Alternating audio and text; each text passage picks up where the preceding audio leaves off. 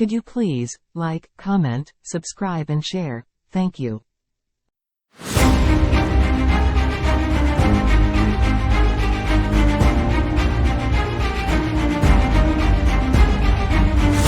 Kitab Kejadian pasal 39, dengan judul Perikop. Yusuf di rumah Potifar. Adapun Yusuf telah dibawa ke Mesir, dan Potifar, seorang Mesir, pegawai istana Fir'aun, kepala pengawal raja, membeli dia dari tangan orang Ismail yang telah membawa dia ke situ. Tetapi Tuhan menyertai Yusuf, sehingga ia menjadi seorang yang selalu berhasil dalam pekerjaannya, maka tinggallah ia di rumah tuannya, orang Mesir itu. Setelah dilihat oleh tuannya, bahwa Yusuf disertai Tuhan dan bahwa Tuhan membuat berhasil segala sesuatu yang dikerjakannya, maka Yusuf mendapat kasih tuannya, dan ia boleh melayani dia. Kepada Yusuf diberikannya kuasa atas rumahnya dan segala miliknya diserahkannya pada kekuasaan Yusuf. Sejak ia memberikan kuasa dalam rumahnya dan atas segala miliknya kepada Yusuf, Tuhan memberkati rumah orang Mesir itu karena Yusuf, sehingga berkat Tuhan ada atas segala miliknya, baik yang di rumah maupun yang di ladang. Segala miliknya diserahkannya pada kekuasaan Yusuf, dan dengan bantuan Yusuf ia tidak usah lagi mengatur apa-apapun selain dari makanannya sendiri. Adapun Yusuf itu manis sikapnya dan elok parasnya. Selang beberapa waktu istri tuannya memandang Yusuf dengan berahi, lalu katanya, "Marilah tidur dengan aku."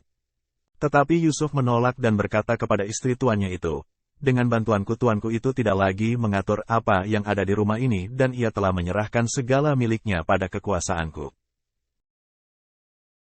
Bahkan di rumah ini ia tidak lebih besar kuasanya daripadaku, dan tiada yang tidak diserahkannya kepadaku selain daripada engkau, sebab engkau istrinya. Bagaimanakah mungkin aku melakukan kejahatan yang besar ini dan berbuat dosa terhadap Allah?" Walaupun dari hari ke hari perempuan itu membujuk Yusuf, Yusuf tidak mendengarkan bujukannya itu untuk tidur di sisinya dan bersetubuh dengan dia. Pada suatu hari masuklah Yusuf ke dalam rumah untuk melakukan pekerjaannya, sedang dari seisi rumah itu seorang pun tidak ada di rumah. Lalu perempuan itu memegang baju Yusuf sambil berkata, "Marilah tidur dengan aku."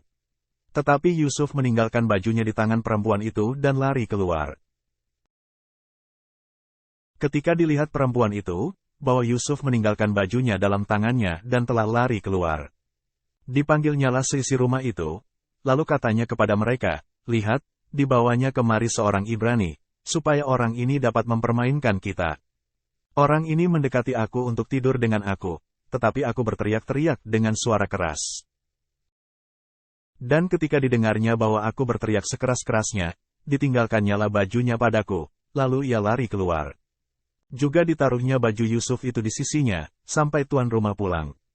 Perkataan itu jugalah yang diceritakan perempuan itu kepada Potifar. Katanya, "Hamba orang Ibrani yang kau bawa kemari itu datang kepadaku untuk mempermainkan aku. Tetapi ketika aku berteriak sekeras-kerasnya, ditinggalkannya bajunya padaku, lalu ia lari keluar." Baru saja didengar oleh tuannya perkataan yang diceritakan istrinya kepadanya, "Begini-begitulah aku diperlakukan oleh hambamu itu," maka bangkitlah amarahnya. Lalu Yusuf ditangkap oleh tuannya dan dimasukkan ke dalam penjara, tempat tahanan-tahanan raja dikurung. Demikianlah Yusuf dipenjarakan di sana.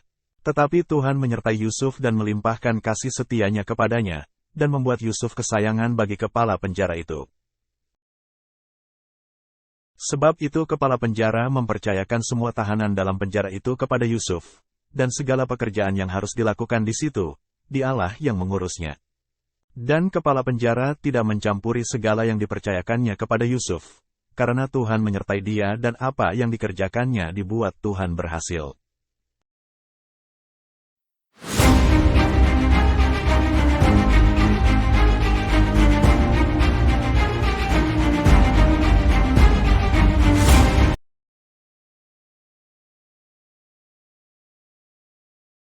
Could you please like, comment, subscribe and share? Thank you.